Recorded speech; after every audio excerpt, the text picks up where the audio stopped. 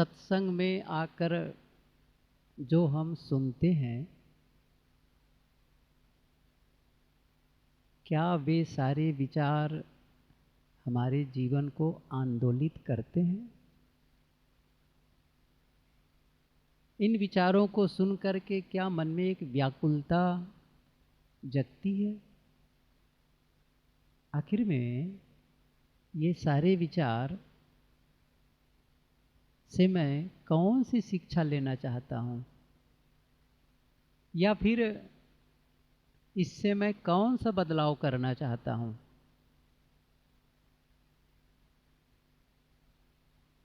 कहीं ऐसा ना हो कि हम एक रूटीन वर्क पूरा करते चले जाएं। अब कबीरपंथी हैं, गुरु जी से दीक्षा ले ही लिए हैं, यदि सत्संग में नहीं जाएंगे तो लोग क्या कहेंगे? अच्छा, घर के लोग भी क्या कहेंगे? तो चलो चलते हैं। नहीं, ऐसा भाव ना हो। होना क्या है, जो भी, जैसे कोई दर्पण, कितनी बार ये उदाहरण देता हूँ, दर्पण के सामने जब जाते हैं तो अपना चेहरा देखते हैं, शरीर देखते हैं, और दर्पण देखने से पता चलता है कि चेहरे में कहीं दाग है, कहीं मिट्टी है, कहीं धूल है, कहीं कीचड़ है, कुछ भी है। या बाल को देखे, बाल सही ढंग से संवारा नहीं गया है, तो क्या करते हैं हम? दर्पण देख करके जब अपना चेहरा जान जाते हैं कि ये ठीक नहीं है, हम उसे ठीक कर लेते हैं। ऐसे ही यहाँ आकर के जब विचार सुनते हैं तो क्या हमारा भीतरी चेहरा दिखता है कि जो कहा जा रहा है उसमें मैं कितना सही हूँ? या घर में ही बैठकर जब कोई पुस्तक पढ़ते हों, या कभी यूं ही मोबाइल देख करके सुनने का मन करता हो, तब वो एक प्रकार से दर्पण दिखा रहा है हम सबको।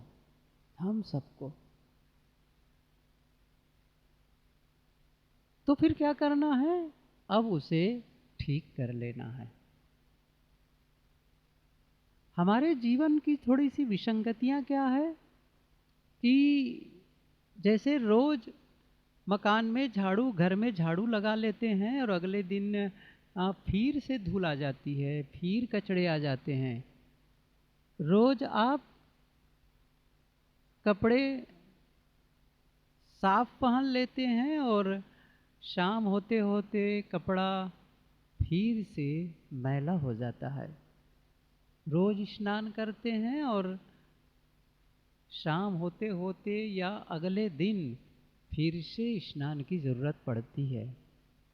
ऐसे ही चित्त की दशा है, मन की दशा है।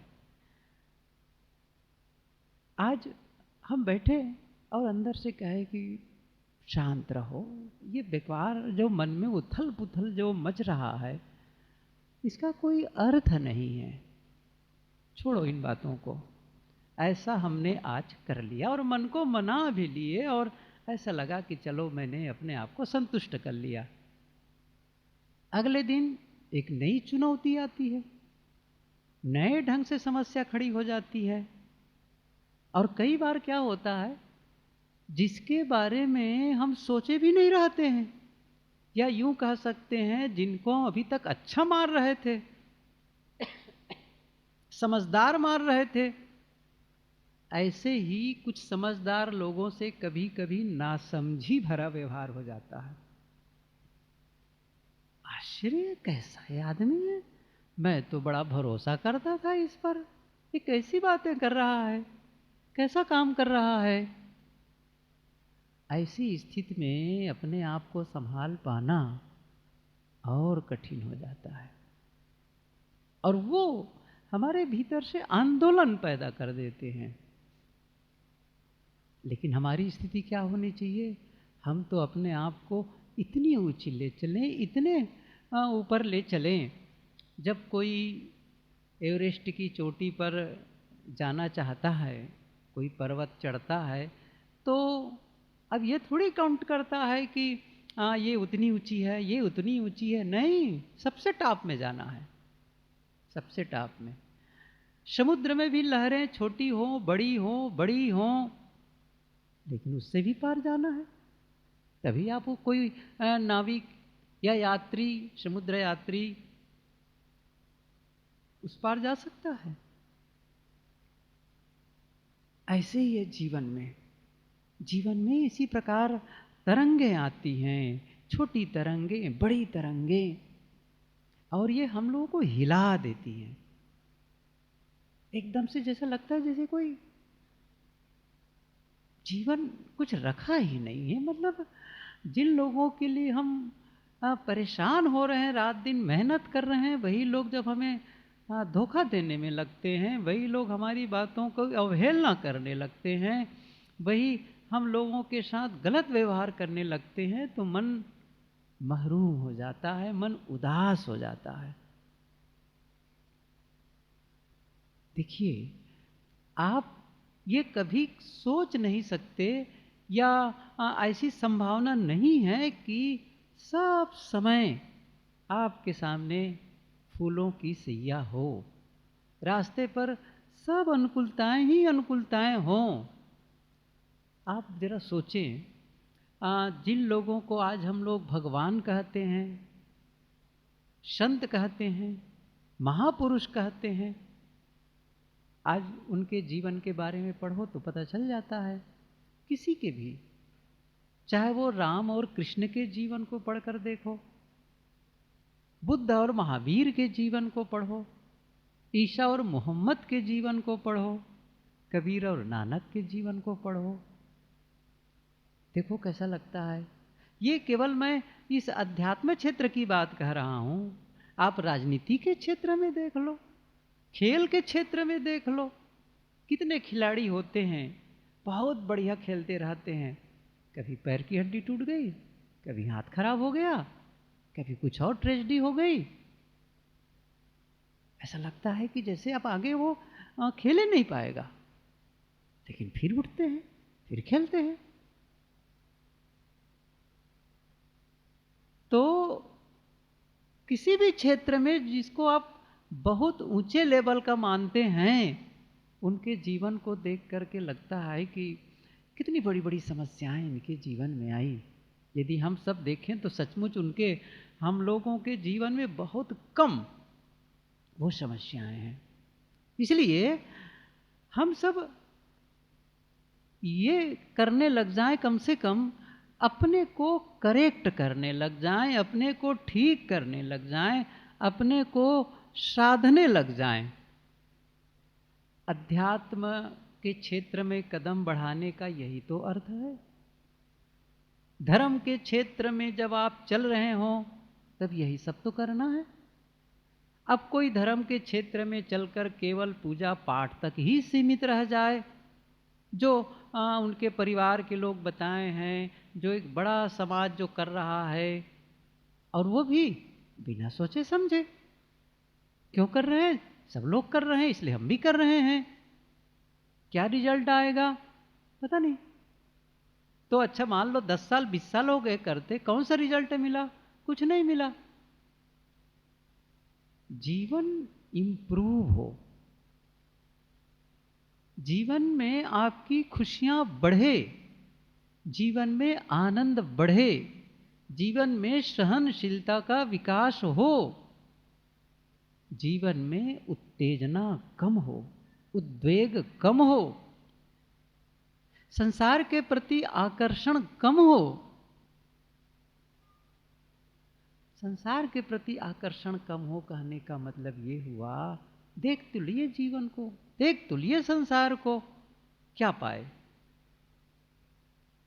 जो बड़ी तमन्ना थी, बड़ी ख्वाहिश थी कि ये मिलने पर मुझे ये हो जाएगा, वो हो जाएगा, पढ़ लिख लूंगा, बहुत बड़ी नौकरी कर लूंगा, अच्छा ठीक है, नौकरी भी मिल गई है, अब तो शादी हो जाएगी, बस स्वर्ग का फाटक ही खुल जाएगा। अच्छा वो भी करके देख लिए, ऐसे कहीं दरवाजा तो खुला नहीं। अच्छा बच्चे हो जाएंगे तब, फिर क्या पूछना है। अच्छा वो भी हो गए। अच्छा क्या मिलता गया, कौन सी बड़ी बात हो गई। बल्कि आप देखेंगे जिम्मेदारियां ही बढ़ती चली गई।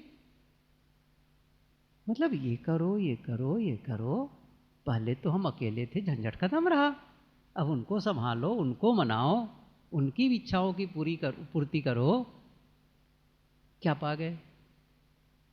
और चाहे जितना आप बेहतर से बेहतर कर डालें, हो सकता है आप ज़्यादा धन कमा करके अब बढ़िया से सेटलमेंट हो भी जाए, लेकिन अंततः क्या होगा, अंततः क्या होगा। एक समय तो वो आएगा, वो संबंध खत्म होगा, वो होगा, किसी न किसी रूप में होगा। या तो आप पहले चले जाएंगे या आपके साथी पहले चले जाएंगे, सब छोड़कर जाना होगा, सब छोड़ करके। गुरुदेव जी कहते थे कि ऐसा होगा जैसे रात में आप सोने के पूर्व बत्ती बुझा देते हैं, कमरा अंधेरा, एक समय आएगा बत्ती बुझ जाएगी, एकदम सन्नाटा, कुछ भी नहीं। यहाँ स्थिति क्या है, अगले दिन बताते हैं आप, मैं बढ़िया से सोया। अब की जब अंधेरा होगा ना, बताने का अवसर ही नहीं रहेगा। हाँ, आप बता ही नहीं पाएंगे। एक नींद है जो छोटी मृत्यु है, और जो मौत है ना, वो बड़ी नींद है, बड़ी नींद है। इसमें भी सब कुछ भूल जाते हैं, उसमें भी सब कुछ भूल जाते हैं, सब कुछ छूट जाता है। गहरी नींद में जाते हैं तो फिर कुछ तो नहीं रहता है। अभी 2-3 दिन पहले ही गुरुदेव जी से सुन रहे थे कि सुबह के सत्र में रात में सपना देखते हैं, और सपना में ऐसा लगता है बहुत कुछ मिला, बहुत कुछ खोया, कभी खुशियाँ, कभी रोए, कभी कुछ किए, कभी दुखी हुए, कभी प्रसन्न हुए, बहुत सारी घटनाएं घटती हैं। और जब तक सपना देखते रहो तब तक नहीं लगता कि ये गलत है। अच्छा आपको लगता है ये गलत है, तब तो जागे हुए हैं आप सही है ना, तब तो आप जागे हुए हैं। जब तक आपको सपना दिख रहा है, सपना है, तब तक क्या लगता है, ये सच है। और सचमुच उस रोते हैं उस समय, आप देख लीजिए, ये तो सबका अनुभव है, मैं अकेले हूं क्या। उस समय सचमुच, यदि उस समय कोई आदमी भयभीत और भागा जा रहा हो, और कहीं अचानक कोई जगह देखना हो, कैसी उनकी दशा होती है, जैसे कोई बिल्कुल रियल में वो दौड़ता है, परेशान होता है। क्योंकि जो मन की दशा होती है ना, वो शरीर उसके अनुसार रिएक्ट करता चला जाता है। लेकिन जागने के बाद में क्या लगा, सब झूठा, सब झूठा। बस यही होने वाला है। आज जो देख रहे हैं ना, जागते जागते सपना, समझ रहे हैं ना, आज जो जागते जागते सपना देख रहे हैं ना, क्या अभी झूठा लग रहा है, झूठा लग रहा है। लेकिन कोई तो है जिनको झूठा लगता है कोई तो है जिनको झूठा लगता है। मतलब जिनको लगता है ना, वो जागे हुए समझो, वो जागे हुए हैं।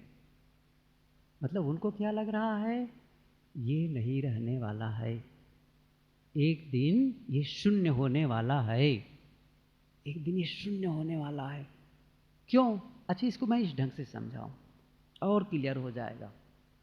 आज से 5 साल पहले, 10 साल पहले आपके जीवन में कुछ तो समस्या रही होगी, कुछ तो ऐसी घटनाएं घटी होंगी जो आप परेशान हुए होंगे, कुछ ऐसी बातें रही, और वो दिन खत्म हो गए। आज उसको याद करो तो क्या लगता है, कुछ लगता है, कुछ परेशानी होती है।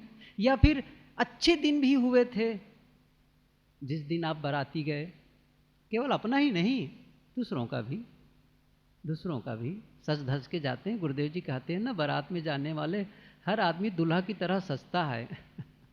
अपने पास कपड़े अच्छे ना हो तो दूसरों से मांग लेता है, सच के जाता है जैसे सभी उनको देखने वाले हैं। और फिर क्या होता है, दूल्हा दुल्हन मिल गई फीकी परी बारात।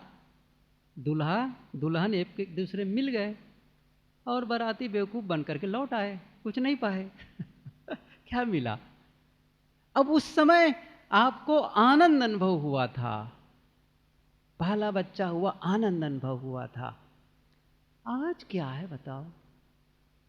गुरुदेव जी की प्रवचन सुने होंगे वो लोग, कभी कभी ये बात भी सुने होंगे, जिनकी उम्र 60-70 की हो गई है, उनसे पूछो एक बार आप दूल्हा बने थे, कैसा लगता है आज? क्या कहेगा? अरे छोड़ो मत याद करो, उसको ठगा गए। है ना?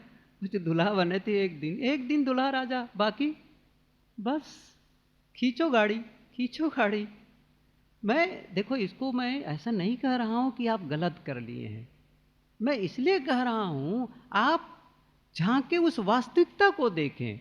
जिन बातों को लेकर के आंदोलित होते थे, चाहे सुख में चाहे दुख में, आज उनका कोई महत्व नहीं रह गया है, कोई महत्व नहीं रह गया है।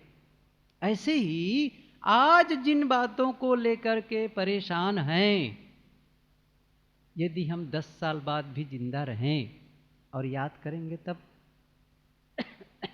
क्या लगेगा? क्यों बेकार परेशान हो रहा था, ऐसा कुछ था नहीं। और जब अंत होगा तब, अंत के समय में कल्पना करिए, किसी ने आकर आपको बता ही दिया बस आज अंतिम दिन है, या फिर ज़्यादा टाइम लेना चाहते हैं, 1 सप्ताह बचे हैं आपके जीवन का, छोड़ो आज ही में, तो घबरा जाएंगे, तो फिर आप तो बिना भोजन का किए भाग जाएंगे, तो ये नहीं कहा जाएगा। आपको ये कहा गया कि भाई 1 सप्ताह का और दिन बचा है आपके जीवन का, पक्के रूप से। तो क्या वो जो 1 सप्ताह जिएंगे वही गाफिली में जिएंगे जो पहले जीते रहे हैं? क्या वही ढंग होगा जीने का, वही बोलने का ढंग होगा, वही व्यवहार करने का ढंग होगा? बदल जाएगा एकदम। ना आपके मन में किसी से लड़ने झगड़ने का मन होगा, ना आपको ये लगेगा कि मैं ये कर लूं, वो बढ़ा लूं, वो कर लूं, क्योंकि मैं किसके लिए क्या करूं। जब आपका शरीर नहीं रह जाएगा, मृत्यु हो जाएगी, जैसे आपका परिवार वैसे दूसरे का परिवार, जैसे आपका देश वैसे दूसरा देश, आपका घर दूसरा घर। खाक में जब मिल गए दोनों बराबर हो गए। कितने मुफलिस हो गए, कितने तवंगर हो गए, खाक में जब मिल गए दोनों बराबर हो गए। कितने धनपति राजा और कितने गरीब से गरीब, दोनों मिट्टी में मिल गए। यहां उनकी कब्र है, यहां इनकी कब्र है। अब वो कह नहीं सकता मैं राजा हूं, अच्छा वो नहीं कह सकता हाँ हुजूर आप राजा हैं, कुछ नहीं। दोनों, शमशान का मतलब है शमशान, जहां सबकी शान मर्यादा सम हो जाती, बराबर हो जाती है, वही तो शमशान है, यही ऊंच नीच है। बस वह दिन आने वाला है, वो दिन आने वाला है। बस आज काल दिन कईक में अस्थिर ना ही शरीर, कहाँ ही कबीर कस राखी हो कांचे बासन नीर। सदगुरु कबीर कहते हैं आज काल दिन कईक में अस्थिर ना ही शरीर, ये शरीर स्थिर नहीं है आजकल कुछ दिनों में। कहाँ ही कबीर कस राखी हो कांचे बासन, घड़ा मटका कच्चा है, उसको आग में पकाया नहीं गया है, अच्छा उसमें पानी डाल दो, कितना समय, बस कांचे बासन नीर। ऐसे ही है हमारी स्थिति, इस शरीर की दशा। और इसके लिए हम इतना परेशान। क्या मैं ये कह रहा हूं कि आप काम धाम छोड़ दें, परिवार छोड़ के भाग जाएं या कुछ करें? नहीं, इस समझ के साथ जिएं, इस समझ के साथ, साथ है एक दिन साथ छूटेगा। मुझे किसी से उलझना नहीं है, काम करना है, सबके साथ सुंदर व्यवहार करना है, क्योंकि एक दिन तो छूट जाने वाला है, थोड़े दिन का संबंध है। क्यों मैं किसी के साथ गलत व्यवहार करूं, क्यों कटु बोलूं, क्यों उद्वेगित होऊं, क्यों छीना झपटी, क्यों छल कपट करूं?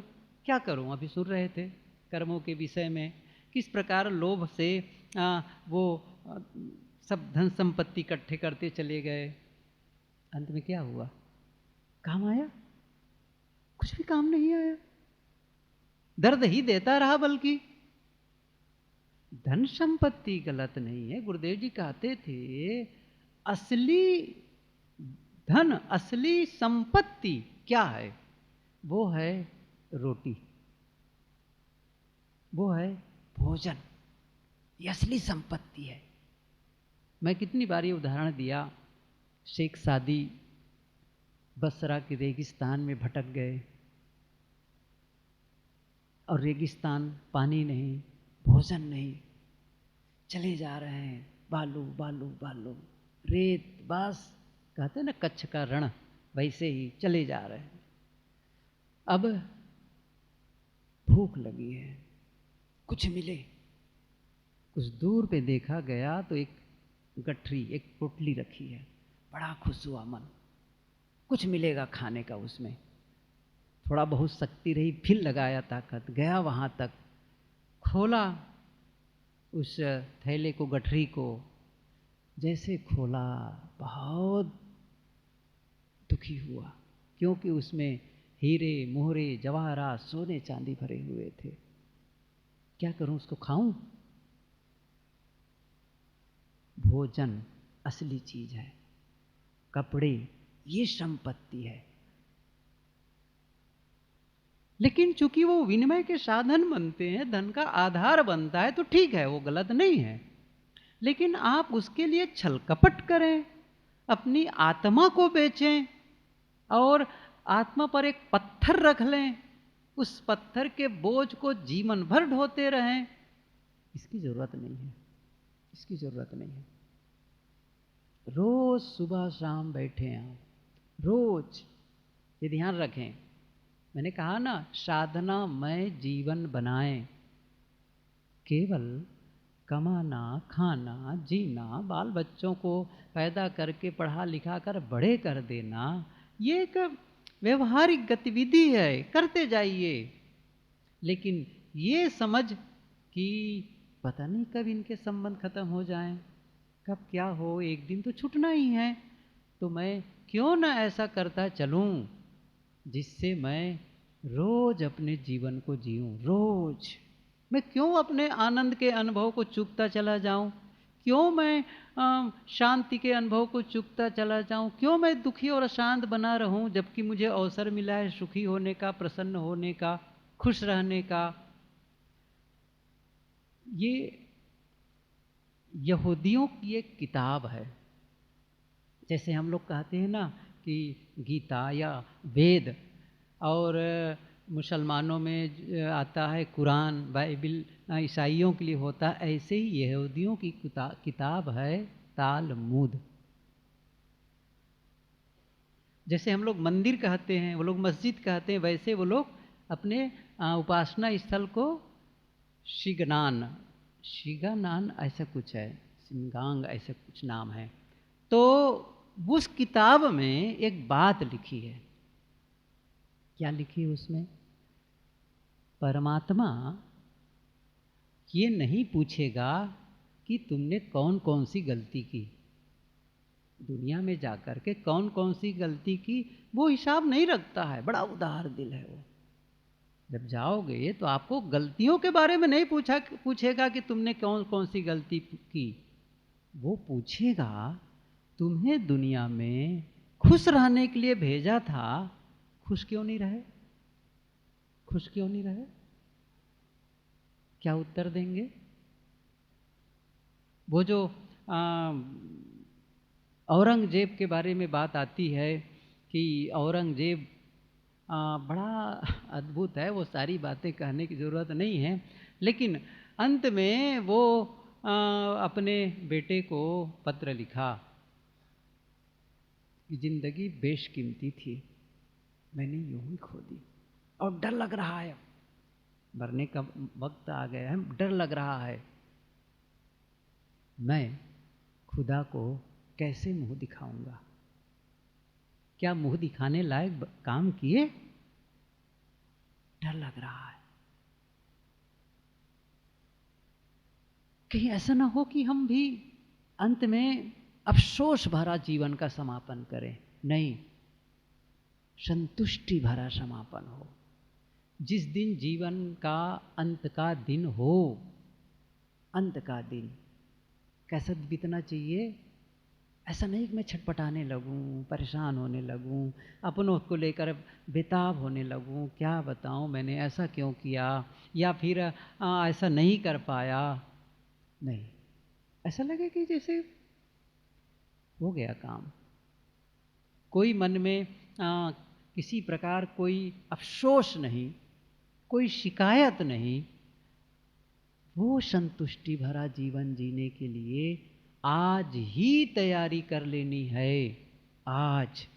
क्योंकि वो पता नहीं कौन सा दिन आ जाए। वो मैंने कहा ना, आजकल दिन कैक में अस्थिर ना ही शरीर, कहीं कबीर का सराख ही हो कांचे बासन नहीं। पता नहीं आजकल में कब शरीर छूट जाए, कोई ठिकाना है? साहब की पंक्ति हो तो कितनी बार इन बातों को अपने अपने अलग अलग ढंग से बताते हैं। 10 द्वारे का पिंजरा तामे पंछी पौन, रहबे को अचरज है जात चंभव कौन। एक पिंजरा है जहाँ पर वो तोता पोपट रखा जाता था पहले, अब तो शायद वो ट्रेंड कम हो गया है, लेकिन पहले गाँव में भी एक जाली बना करके एक छोटा सा रखते थे, उसमें उसको रख देते थे। देखने में भी सुंदर लगता है, कुछ आवाज़ भी हो जाती है उससे, तो लोग बोलने लग जाते हैं। हो सकता है राम राम राम सीता बोलता होगा, अच्छा कुछ भी बोलता होगा, तो थोड़ा अच्छा लगता है, बच्चों का खिलौना हो जाता है वो। तो वो एक पिंजड़ा है और उसमें कितने दरवाजे हैं? 10। अंदर पक्षी बैठा है और कितने दरवाजे? 10। और ऐसा संजोग सारे दरवाजे खुले हैं, सारे दरवाजे खुले हैं, लेकिन पक्षी उड़ नहीं रहा है।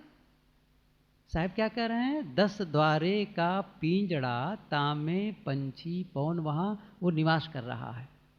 रहबे को अचरज है, सारे दरवाजे खुले हों तो उसका रहना आश्चर्य है ना। जात अचंभव कौन, यदि उड़ के चला जाए तो कौन सा आश्चर्य है? हमारे शरीर में कितने दरवाजे हैं?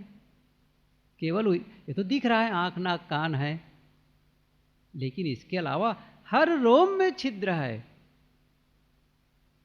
फिर भी ये बैठा हुआ है कितने साल?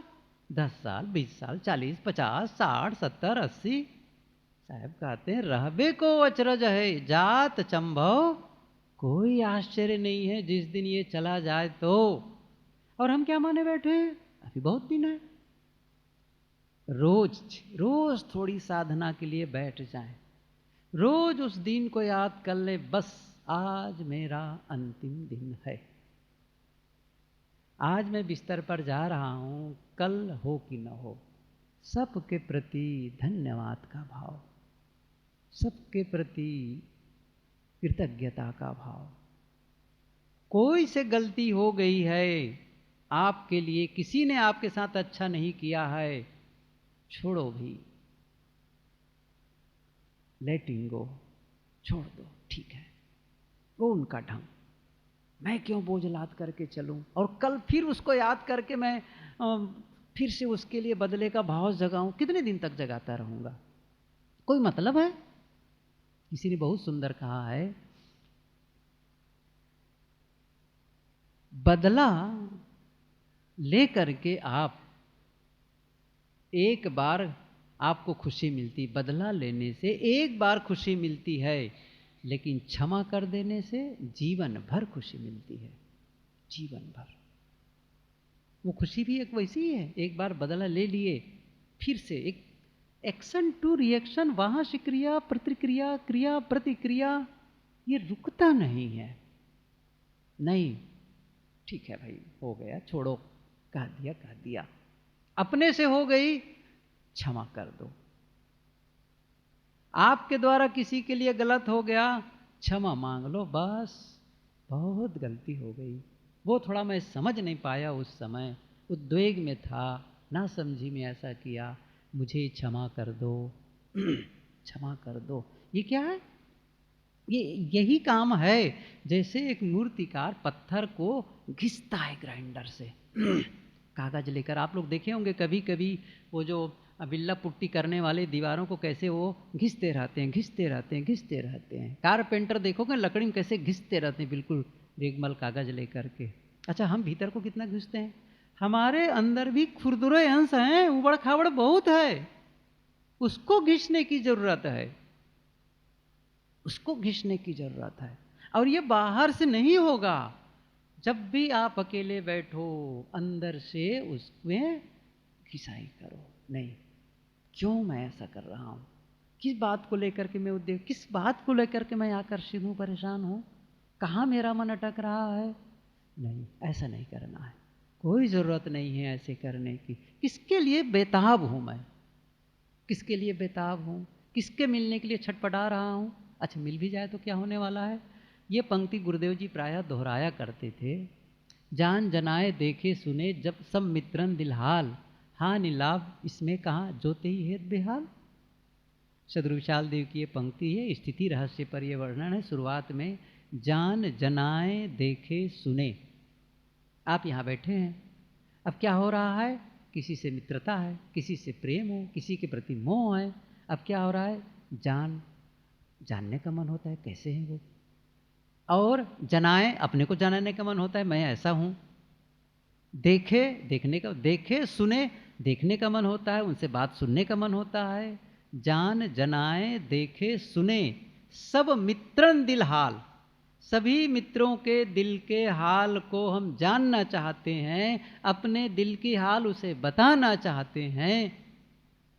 सदगुरु कहते हैं जान जनाए देखे सिने सब मित्रन दिल हाल, हानि लाभ इसमें कहाँ। अच्छा, न जानो, अच्छा कौन सा नुकसान हो जाएगा बताओ, कौन सा विस्फोट होने वाला है, कुछ नहीं। अच्छा, जान भी जाओगे तो कौन सा बड़ा लाभ हो जाने वाला है, क्या है, आप तो वही च रहेंगे ना। जोते ही हेत बेहाल, जिसके लिए तुम बेहाल होते चले जा रहे हो। क्यों होश नहीं जगा लेते, नहीं मैं क्यों परेशान हूं किसी के लिए। मतलब जो गुरुदेव जी कहते हैं, कभी सुने आप, छूटने वाली वस्तु पर जो मोह करे ना, थोड़ा कठोर शब्द कहते हैं, वज्र मूर्ख है वो छूटने वाली वस्तुओं पर जो मोह करे वो क्या है, अब मैं डबल नहीं कहूंगा हम वो हैं। क्यों ऐसा कर रहे हैं, आकर्षण नहीं, अनाकर्षित, अनाकर्षण। क्योंकि अभी तक तो देखते आया, कुछ नहीं पाया, सब खाली खाली खाली, बिल्कुल खाली, सब छोड़ करके अभी मैं बैठा हूं अकेला, बस मैं हूं, मेरा शरीर है, कुछ नहीं है मेरे साथ में। एक दिन तो स्थिति आने वाली है। क्यों मैं परेशान हो रहा हूं, और किसके लिए मैं बदला लेना चाहता हूं, कौन सा मैं उसको हिसाब चुकता कर पूरा करना चाहता हूं, क्या हो जाएगा, कुछ नहीं। ये मन के उद्वेग को मिटाना है, ये भीतर के खुरदरे अंश को तराशना बहुत जरूरी है। शांति चाहिए ना, शांति तो रहना चाहते हो, क्या चाहते हो आखिर में, शांत। बदला लेकर के शांत होंगे, मोह करके शांत होंगे, नहीं, सब छूट जाए, सब भूल जाएंगे आप। जब सारी बातें भूल जाती हैं, जब आप बैठे सब भूल जाइए, कुछ बात याद करिए, कुछ भी नहीं, ना कोई कामना हो, ना कोई चाहना हो, ना कोई बदले का भाव जगे, क्या हो, कुछ नहीं चाहिए, बस निष्काम अवस्था। इस अवस्था में लाने से ऐसा नहीं कि आपका घर रसातल चला जाएगा, परिवार के लोग सब दिवंगत हो जाएंगे, ऐसा कुछ नहीं है। लेकिन जितनी देर तक आप निष्काम अवस्था में रहेंगे, एक ऐसी अनुभूति करेंगे जैसे आप हल्कापन, उसी प्रकार अनुभूति करेंगे जैसे गहरी नींद में करते हैं। जब आप बिस्तर पर जाते हैं, गहरी नींद क्या होता है बताइए, गहरी नींद में दो तीन बातें बता के ख़त्म करूं। एक आदमी जिसका लाखों करोड़ों रुपये का नुकसान हो गया है। चाहे वो सौदा किसी कारण से, या आग लग गई, या किसी ने धोखा दे दिया, या कोई ऐसा डिजास्टर हुआ कि उसके जितनी, जैसे लाख वाला है तो लाख के लिए करोड़ हो सकता है, 10 करोड़ हो सकता है, इतने का उनको नुकसान हो गया है। और कोई होगा जिसका अकेला बेटा, एक अकेला, वो मर गया। कोई ऐसा भी होगा जो एक्सीडेंट हो गया है, पैर की हड्डी टूट गई है। कोई ऐसा भी होगा आज पहला दिन, आज शादी हुई है उसकी, या आज पहला बच्चा आया है। इस प्रकार से अच्छे बुरे सब घटनाएं घटी है। जितने लोग हैं 5-10 लोग, और सब के सब गहरी नींद में चले गए, एकदम गहरी नींद में। क्या वहाँ पर वो लाखों रुपये करोड़ों रुपये का नुकसान याद है वहाँ पर? नहीं। क्या वो पुत्र वियोग का दुख है? नहीं, सब भूल गया है। क्या वो शादी का आनंद वहाँ कोई मना रहा है? भूल गया, सब सब भूल गया है। क्या है? कुछ भी याद नहीं है। न वो दुख है, न वो सुख है, न वो आनंद है, न वो पीड़ा है। सबसे अलग गहरी नींद में आप चले गए, और जब जागे गहरी नींद में सोया, सब भूल गया। कितना अच्छा क्षण था जो आप गहरी नींद में दुख सुख को भूल करके अलग चले गए थे, वो आपको जागते जागते करना है। और इसके लिए रोज बैठो, रोज कुछ याद न रह जाए, न दुख याद रहे, न सुख याद रहे, न अपना याद रहे, न पराया याद रहे। शांत शांत। ये नहीं करेंगे, और ये हम 1000 बताते रहें कि मैं धार्मिक आदमी हूँ, मैं सत्संगी हूँ, मैं साधु हूँ, मैं भगत हूँ, बताते रहो, लेकिन है उसी के लिए, है उसी के लिए, उसी अवस्था में पहुँचने के लिए है। यदि हम उस अवस्था की ओर कुछ कुछ कदम बढ़ा रहे हैं, कुछ कुछ उधर आगे जा रहे हैं, तो समझ लीजिए हमारी ये आध्यात्मिक यात्रा सार्थक है। और नहीं तो कुछ ऐसे ही आज कल शिव क्या है, शंकर का कल का दिन है, सोमवार आएगा, कुछ पूजा कर लिए, अच्छा थोड़े दिन के बाद में कृष्ण आ जाएंगे, उसके बाद में गणेश आ जाएंगे, अच्छा उसके बाद में दुर्गा आ गई, अच्छा उसके बाद में राम आ गए, अच्छा आप कब आएंगे? सही है ना? आपको भी तो पैदा होना है, कि सबको पैदा ही करते चले गए? आप भी पैदा करिए अपने आप को, सत्य का उद्घाटन करिए। तो ये जब करेंगे तो ऐसा लगेगा मैंने कुछ जीवन को सही किया, सही लाइनअप किया।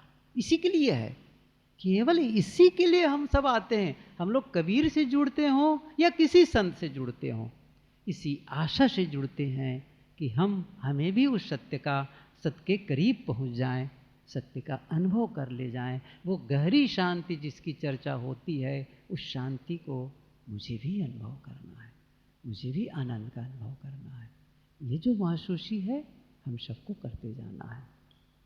ये कुछ बातें थी, कोई ऐसी पर्टिकुलर सब्जेक्ट तो नहीं था, लेकिन कुछ बातें ऐसी थी बस जो हम सबको करना चाहिए, आपको भी और मुझे भी।